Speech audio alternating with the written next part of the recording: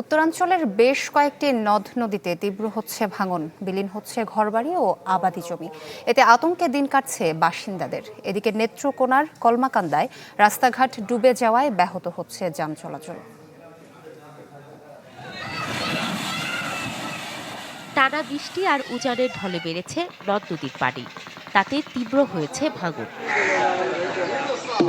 গাইবান্ধার বিভিন্ন উপজেলার প্রায় 40টি পয়েন্টে ভাঙছে ব্রহ্মপুত্র, তিস্তা ও ঘাঘট।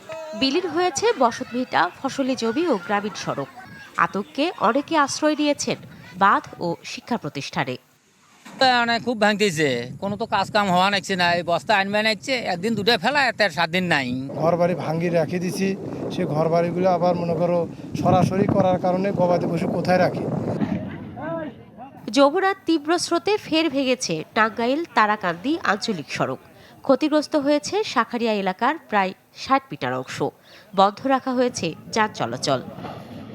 এই বাড়িঘর ছাড়া আমাদের কোনো কিছু নাই, আমাদের এক করে জমিও নাই। আমাদের আর কোনো জায়গা জমি কিচ্ছু নাই, আমার বাবার কোনো ভিটা বাড়ি নাই, এটাই আমাদের শেষ সম্বল।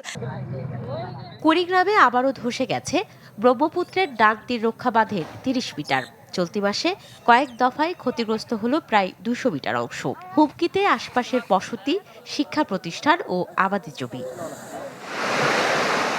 অন্যদিকে নেত্রকোনার কলমাকান্দায় রাস্তাঘাট ডুবে যাওয়ায় ব্যাহত হচ্ছে চলাচল। পানির তোড়ে ক্ষতিগ্রস্ত হয়েছে গজারবাড়ি সরকারি প্রাথমিক বিদ্যালয়। এছাড়া ক্ষতি হয়েছে ধানের বীজতলা ও ফসলের। দুর্ভোগ এড়াতে জেলার নদী ও পাহাড়ি খাল পুনঃসংস্কারের দাবি স্থানীয়দের।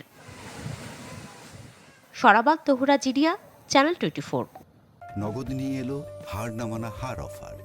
সর্বনিম্ন 10,000 টাকা রেমিটেন্স নগদে পাঠালে থাকছে স্বর্ণের হার জেতার সুযোগ।